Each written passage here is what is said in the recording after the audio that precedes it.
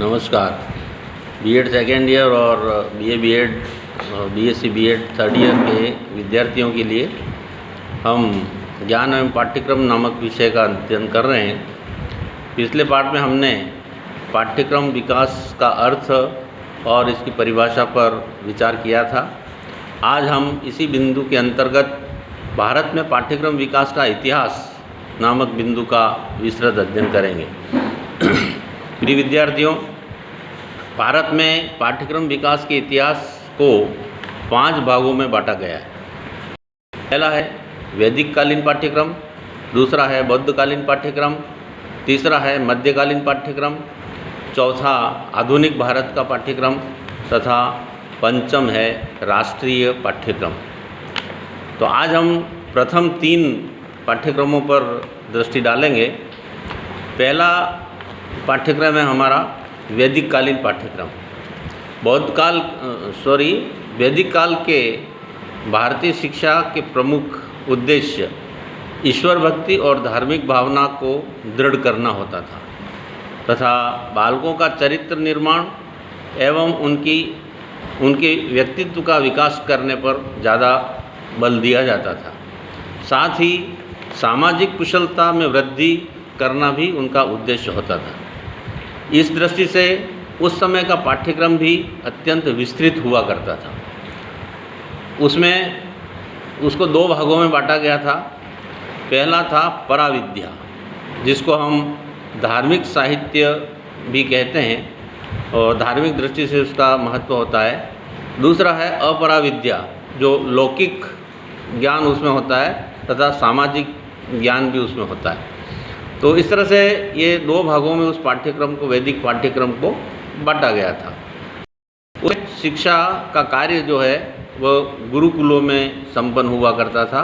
बालक गुरुकुल में रह कर के अपना अध्ययन करता था, ज्ञानार्जन करता था तथा गुरुकुल में रह कर के उसके साथ साथ जो है अपने गुरु और गुरु पत्नी की सेवा में भी लगा रहता था। दूसरे अन्य कार्य जो होते थे गुरुकुल के, जैसे आश्रम की सफाई, वहाँ के पशु पक्षियों की देखभाल और भिक्षाटन, जो अपनी आजीविका चलाने के लिए और उससे संबंधित जितने भी अपने कर्तव्य पालन थे वो करता था। उसके अलावा सेवा भावना और विनयशीलता तथा चारित्रिक गुणों को बढ़ाने के लिए वहाँ विभिन्न तरह की क्रियाएं की जाती थी। तो ये सभी कार्य वहाँ पर गुरुकुल में रह कर के संपन्न हुआ करते थे। पठन पाठन के साथ साथ व्यावहारिक पक्ष पर बहुत अधिक बल उस काल की शिक्षा पर दिया जाता था। तो इस तरह से वैदिक काल के पश्चात अपन आगे बढ़ते हैं तो बौद्ध काल आता है। बौद्धकालीन पाठ्यक्रम में वैदिक काल की जो रूढ़ियाँ थी उससे लोग जो हैं वह परेशान हुए थे। रूढ़िग्रस्त होने के कारण बौद्ध धर्म का उदय भी हुआ। ब्राह्मणों द्वारा धर्म के नाम पर विभिन्न तरह के जो अतिवाद हुआ करते थे और आडंबर हुआ करते थे, जिससे क्षुब्ध होकर के ये बौद्ध धर्म का प्रचलन हुआ। गौतम बुद्ध ने इन आडंबरों की बहुत अधिक आलोचना की और मध्यम मार्ग अपनाने की शिक्षा दी। मध्यम मार्ग के साथ साथ उस शिक्षा में लोग जो हैं वह आकर्षित हुए और उस तरह से इस धर्म का ज़्यादा प्रचलन हुआ। एक विद्वान हुए हैं R.K. मुखर्जी। उन्होंने इस धर्म की शिक्षा के बारे में कहा है कि वैदिक शिक्षा के समान ही इसमें धर्म की प्रधानता रही। बौद्ध धर्म में भी धार्मिक बल रही और उन्होंने ये बात कही थी। यह प्राचीन हिंदू या ब्राह्मण शिक्षा का ही एक रूप माना जाता है, ऐसा R.K. मुखर्जी ने कहा है। दोनों की जो साम्यता है या समरूपता है उसको तुलना करते हुए डॉक्टर मुखर्जी लिखते हैं कि जिस प्रकार वैदिक युग में यज्ञ संस्कृति का केंद्र थे, यज्ञ हुआ करते थे उस समय और ये हमारी संस्कृति के केंद्र हुआ करते थे यज्ञ स्थल, उसी प्रकार बौद्ध काल में संघों की स्थापना होती थी और संघ जो है वह शिक्षा और संस्कृति के केंद्र होते थे। वहाँ पर लोग रह करके अपना ज्ञानार्जन करते थे। बौद्धकालीन शिक्षा में मध्यम मार्गी दृष्टिकोण को अपनाने का प्रयास किया जाता था। एक बीच का मार्ग निकाल करके जो है अपना समस्त कार्य साधने का प्रयास किया करते थे। पाठ्यक्रम 2 भागों में विभक्त था उस समय का। पहला भाग है प्रारंभिक स्तर, उसमें स्थानीय भाषा को पढ़ने लिखने का ज्ञान दिया जाता था, साधारण गणित का ज्ञान दिया जाता था। इस तरह से प्रथम स्तर के बाद में उच्च स्तर पे की शिक्षा दी जाती थी। वो थोड़ा सा क्लिष्ट था, उसमें विनय, धर्म, दर्शन, साहित्य, आयुर्वेद और सैनिक शिक्षा आदि विषयों का ज्ञान दिया जाता था। तो इस तरह से व्यावसायिक शिक्षा पर भी बल दिया जाता था।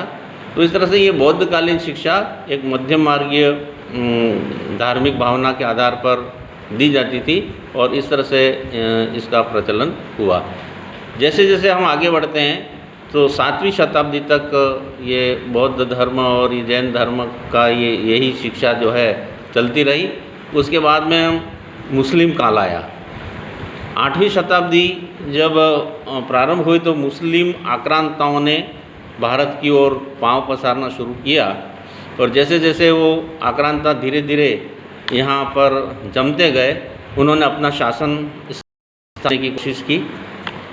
ये जो काल है वो मध्यकालीन काल, वह भी जो है धर्म प्रधान रहा और अधिकांश मुस्लिम शासकों ने भारत की जो प्राचीन शिक्षा व्यवस्था थी हमारी, वैदिक कालीन और बौद्धकालीन जो शिक्षा व्यवस्था थी, उसको तहस नहस करने का प्रयास किया। उसमें बहुत अधिक विकृतियाँ आना शुरू हो गई और उनको अपने मुस्लिम जो उनके धर्म ग्रंथ थे उसके आधार पर शिक्षा देने का जो प्रावधान उन्होंने प्रारंभ किया। पूरे देश का इस्लामीकरण करना उनका मुख्य उद्देश्य था। तलवार के बल पर और मार काट करके लोग डरा धमका करके धर्म परिवर्तन किया जाता था और इस तरह से उन्होंने पूरे देश का इस्लामीकरण करने का उन्होंने एक उनके मन में ठान ली थी कि पूरा देश इस्लाम हो जाए, पूरे देश में इस्लाम धर्म स्थापित हो जाए। तो इस तरह से उन्होंने अपनी शिक्षा को भी परिवर्तित किया और इस्लाम के अनुसार तालीम देना उन्होंने प्रारंभ किया। इस काल में कुछ कलाओं का भी प्रगति हुई, कलाओं का भी विकास हुआ, जैसे निर्माण कला है, चित्रकारी है, संगीत है, गायन है, नृत्य कला है आदि जितनी भी ललित कलाएँ हैं उसका उन्होंने प्रचार प्रसार का उन्होंने फैलाव किया और उसका विकास हुआ। उस काल में कुछ हस्तकलाओं का भी विकास इस काल में हुआ। तो इस तरह से कुल मिला के हम कह सकते हैं कि ये मध्यकाल जो है वो भारत के लिए एक अभिशाप था शैक्षिक दृष्टि से, लेकिन अशांत युग था ऐसा हम कह सकते हैं। किसी तरह की कोई देश में शांति नहीं रही। तो इस अशांत युग में शिक्षा का स्तर भी जो है गिरा और मुस्लिमों ने अपने अनुसार अपने धर्म के जो प्रावधान हैं इस्लाम के, उसके अनुसार शिक्षा का जो है वह प्रचार किया और उन्होंने सफलता भी प्राप्त की और हमारी प्राचीन शिक्षण पद्धतियाँ थी उसको उन्होंने तहस नहस करने का कार्य किया।